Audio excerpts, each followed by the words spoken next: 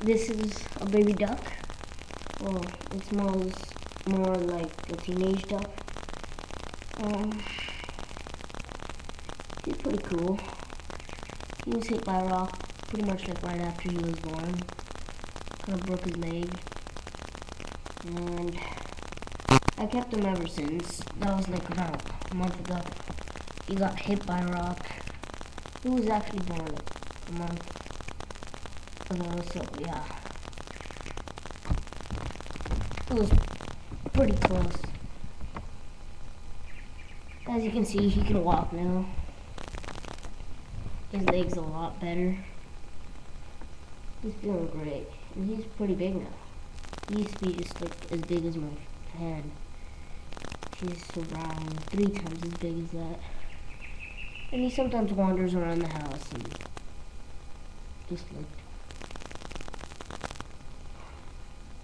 likes the attention.